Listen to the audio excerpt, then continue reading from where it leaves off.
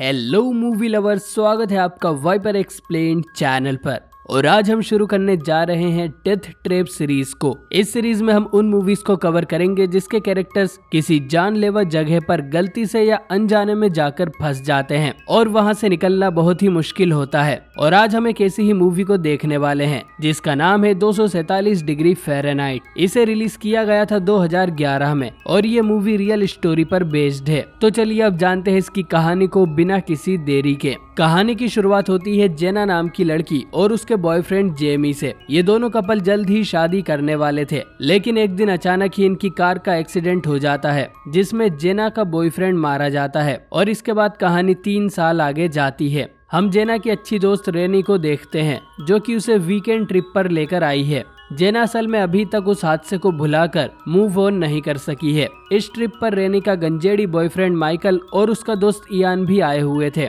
रेनी चाहती थी कि जेना पिछली बातें भुलाकर इयान से दोस्ती कर ले, क्योंकि उसने पिछले 3 साल से किसी को डेट नहीं किया था। वहीं इयान भी जेना को देखते ही उसे लाइक करने लगता है। इसके बाद ये चारों बोट में बैठकर एक लेक साइड केबिन की तरफ जाते हैं। ये केबिन असल में इयान के अंकल वेड का था, जो कि उन सभी का यहाँ पर स्वागत करता है। और वेड के पास बीयू नाम का एक डॉग भी है। जेना अपना सामान रखने जब अंदर जाती है तो हम देखते हैं कि उस हादसे के कारण जेना अभी तक एंटी डिप्रेसिंग पिल्स लेती है। शाम को सभी लोग डिनर करते हैं और जेना और इयान के बीच अच्छी बॉन्डिंग हो गई थी। वेड इन्हें आज होने वाली एक बड़ी पार्टी के बारे में बताता है जिसमें वो जाने वाला है। और वेड ने इन चारों के लिए भी इनविटेशन पास ले लिए थे, क्योंकि उनके बिना इन्हें पार्टी में एंट्री नहीं मिलेगी। डिनर के बाद वेड कुछ काम से बाहर चला जाता है और वो इन्हें सीधा पार्टी में ही मिलने वाला था। क्योंकि अभी पार्टी में बहुत टाइम था तो माइकल और इयान सजेस्ट करते हैं कि उन्हें यहाँ के सोना में जाकर बैठना चाहिए और रिलैक्स करना चाहिए। वो दोनों पहले सोना के अंदर चले जाते हैं। रेनी जेना से कहती है कि अगर उसे ठीक नहीं लग रहा तो उसे सोना में आने की जरूरत नहीं है, लेकिन जेना कहती है कि वो ठीक है और वो थोड़ी देर में इन्हें ज्वाइन करेगी। इसके बाद जेना अपने कमरे में जाकर फाइनली मूव ऑन करने का फैसला लेती है। उसने अपने गले में अपनी एंगेजमेंट रिंग पहनी हुई थी जिसे वो उतार कर अपनी पिल्स के साथ रख देती है। इधर माइकल, इयान और रेनी ऑलरेडी सोना में आकर बैठ गए थे और थोड़ी देर बाद जेना भी इन्हें ज्वाइन करती है। और ये अपने साथ 2 पानी की बोतल्स भी लाई थी, जबकि इयान और माइकल बस दारू ही पी रहे थे। इयान जेना को बताता है कि ये पूरा रूम उसके अंकल वेड ने डिजाइन किया है और उसका डेमो देने के लिए इयान थोड़ा पानी यहाँ रखी गर्म रॉक्स पर डालता है जिससे ढेर सारी स्टीम निकलती है और ये रॉक्स नीचे लगे हीटर से गर्म होते रहते हैं। साथ ही हम ये भी देखते हैं कि इस सोना रूम के दरवाजे के अंदर या बाहर कोई भी लॉक नहीं है, ताकि गलती से भी कोई इसमें ना फंस जाए। कुछ देर बैठने के बाद इस कमरे का टेम्परेचर काफी बढ़ गया था और सबके पसीने छूटने लगते हैं, जिस पर इयान आइडिया देता है कि उन्हें लेक में डुबकी लगाकर आना चाहिए। सभी इसके लिए मान जाते हैं और केबिन से बाहर निकलकर लेक में नहाने लगते हैं, जिससे तुरंत ही सबको ठंड लगने लगती है और गर्म होने के लिए ये वापस सोना में आकर बैठ जाते हैं। ये लोग 2-3 बार ऐसा ही करते हैं, लेकिन इसके बीच माइकल कुछ ज्यादा ही ड्रिंक कर रहा था। साथ ही उसने वेड का दिया हुआ गांजा भी फूका था जिससे उसे नशा होने लगता है। उसे इस हालत में देखकर रेनी उससे गुस्सा हो जाती है और सोना के अंदर चली जाती है। अब माइकल का मूड भी खराब हो जाता है और वो अनजाने में कुछ चीजें सोना के डोर के पास गिरा देता है। इधर इयान माइकल को लेने बाहर जाने लगता है, लेकिन रेने उसे मना कर देती है और माइकल की कंप्लेंट करने लगती है कि कैसे वो हमेशा नशे में होकर मुसीबत खड़ी करता है। अब रेने का मूड भी पूरी तरह से बिगड़ गया था तो वो अपने कमरे में जाने लगती है, लेकिन जब वो डोर ओपन करने की कोशिश करती है तो वो नहीं होता। इसके बाद इयान भी पूरी ताकत से डोर खोलने की कोशिश करता है, लेकिन कुछ भी नहीं होता। अब ये देख जेना बुरी तरह से पैनिक करने लगती है, क्योंकि वो सब इस हाई टेम्परेचर वाले कमरे में फंस गए थे। रेने माइकल पर चिल्लाती है क्योंकि उसे लग रहा था कि माइकल उनके साथ कोई प्रैंक कर रहा है। इयान भी उसे आवाज लगाता है, लेकिन उन्हें कोई रिस्पॉन्स नहीं मिलता। अब जेना को पैनिक अटैक आने लगते हैं क्योंकि उसने आज अपनी पिल्स भी नहीं खाई थी और तीनों को डर लगने लगा था कि अगर माइकल नशे में बेहोश हो गया होगा तो सीधा सुबह उठेगा। साथ ही वेड भी यहाँ नहीं आने वाला, क्योंकि उसके हिसाब से ये लोग पार्टी में होंगे। इसके दरवाजे में एक छोटी कांच की विंडो भी बनी हुई थी जिसमें इयान देखता है कि दरवाजे को कोई चीज ब्लॉक कर रही है। अब रेने भी डरने लगती है क्योंकि अगर ये जल्दी यहाँ से बाहर नहीं निकले तो गर्मी से या तो दम घुटने से मारे जाएंगे और इस कमरे का हीट कंट्रोलर भी सोना के बाहर लगा हुआ है, तो ये लोग टेम्परेचर को भी कम नहीं कर सकते। अंदर बस एक थर्मोस्टेट लगा हुआ था। जैसे ही सोना रूम उस टेम्परेचर पर पहुंचता है जो कि इन लोगों ने सेट किया था, तो ये थर्मोस्टेट बाहर के कंट्रोलर को सिग्नल भेजता है और कंट्रोलर हीटर को बंद कर देता है। इयान कहता है कि हमें इससे छेड़छाड़ नहीं करना चाहिए, क्योंकि ऐसा करने से टेम्परेचर और ज्यादा भी बढ़ सकता है। इसके बाद रेनी एक चम्मच से उस कांच की विंडो को तोड़ने की कोशिश करती है और फिर इयान अपना टॉवल का यूज कर हीटर में से एक गर्म पत्थर बाहर निकाल लेता है, पर यह इतना गर्म था कि वो उसे पकड़ भी नहीं सकता था। तो ये इनके पास की वाटर बोतल में से एक एक घूंट पीते हैं और फिर बचे हुए पानी का यूज पत्थर को ठंडा करने में करते हैं। ठंडा होने के बाद इयान उस पत्थर से विंडो को तोड़ने लगता है। इससे इयान को भी बहुत चोट आती है, लेकिन फाइनली वो उस विंडो को तोड़ देता है, जिससे बाहर की ताजी हवा अंदर आने लगती है। वो तीनों मदद के लिए भी चिल्लाते हैं, लेकिन उनकी आवाज कोई भी नहीं सुनता और वो ये भी देखते हैं कि एक छोटी वुड की लेडर दरवाजे में अड़ी हुई थी और माइकल का कोई पता नहीं था। इयान टॉवल में एक पत्थर लपेटकर लेडर को हटाने की कोशिश भी करता है, पर कोई फायदा नहीं होता। अब सोना की गर्मी बढ़ती ही जा रही थी, तो रेने उस थर्मोस्टेट को तोड़ने का बोलती है, इस उम्मीद में कि इससे हीटर बंद हो जाएगा। लेकिन इयान उसे मना करता है, क्योंकि अगर इसका उल्टा हो गया तो हीटर यहाँ का टेम्परेचर मैक्सिमम 247 डिग्री फ़ारेनहाइट तक पहुँचा सकता है, जिसमें इनके शरीर की त्वचा पिघलना शुरू कर देगी। जेना भी रेनी को रुकने का बोलती है, जिससे दोनों में थोड़ी बहस हो जाती है।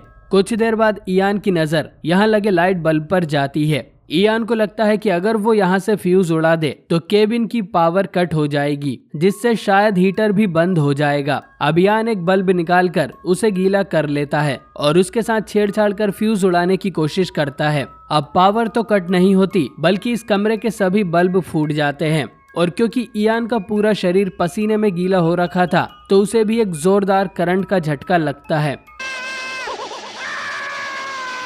जिससे वो थोड़ी देर के लिए बेहोश भी हो जाता है। और इयान अब काफी कमजोर हो गया था। अंधेरा होने से अब इनकी हालत और भी खराब होती जा रही थी। कुछ देर बाद इन्हें बाहर से बीयू के भौंकने की आवाज आती है। वो सब बीयू का नाम लेकर चिल्लाने लगते हैं और बीयू समझ जाता है कि ये लोग मुश्किल में हैं, लेकिन वो बेचारा कर ही क्या सकता था। बीयू भागकर वेड के पास जाता है, जिसे टाउन के फेस्टिवल के लिए पटाखे चलाने का काम मिला था। बीयू ट्रक में बैठकर भौंकने लगता है। वेड समझ जाता है कि बीयू घर चलने का बोल रहा है और वो वापस केबिन की तरफ जाने लगते हैं, लेकिन रास्ते में ही उसे माइकल मिल जाता है, जो कहीं बाहर से आया था। वेड उससे बात करने में बीयू का भौंकना नजरअंदाज कर देता है और उसे लगता है कि यह पटाखों की वजह से डर गया है। ओ भाई, मारो मुझे, मारो नहीं, ये हम यहाँ पे क्या करने आए हैं? वेड माइकल से पूछता है कि वो यहाँ अकेला क्या कर रहा है और अब हमें सारी कहानी पता चलती है। सोना के डोर के पास वो सीढ़ी गिराने के बाद माइकल काउच पर बेहोश हो गया था और जागने के बाद उसे कुछ भी याद नहीं था कि उसने सोना के दरवाजे के पास कोई सामान गिरा दिया था या उसके दोस्त उसके अंदर थे। वो सोना छोड़कर पूरे घर में अपने दोस्तों को खोजता है, लेकिन जब उसे कोई भी नहीं मिलता तो माइकल को लगता है कि वो लोग उसे अकेला छोड़कर ही पार्टी में चले गए हैं। इसके बाद माइकल भी पार्टी में जाता है, लेकिन उसे बिना पास के अंदर घुसने नहीं दिया जाता। तो निराश होकर माइकल वापस केबिन पर लौट आता है और अब उसे यहाँ वेड मिल गया। वेड माइकल से कहता है कि चलो फिर हम दोनों ही कहीं चलकर गांजा फूकते हैं, और फिर दोनों यहाँ से चले जाते हैं। इधर सोना के अंदर सबकी हालत खराब होते जा रही थी और इनका पीने का पानी भी खत्म हो गया था। अब रेने ये और बर्दाश्त नहीं कर सकती थी, तो वो उस पत्थर को उठाकर वो डिवाइस तोड़ने जाती है। जेना उसे रोकते हुए कहती है कि इससे हालात और भी बदतर हो सकते हैं, लेकिन दोनों में लड़ाई हो जाती है और जेना गलती से पत्थर रेने के सर में दे मारती है, जिससे रेने वहीं पर बेहोश हो जाती है। इयान रेनी को चेक करता है और बोलता है कि अभी तो ये जिंदा है, लेकिन अगर इसका खून बहता रहा तो इसकी मौत भी हो सकती है। ये सुनकर जेना बहुत पैनिक करने लगती है और वो खुद ही उस पत्थर से थर्मोस्टेट को तोड़ देती है और जिस चीज का डर था वही होता है। टेम्परेचर कम होने की जगह मैक्सिमम स्पीड से बढ़ने लगता है।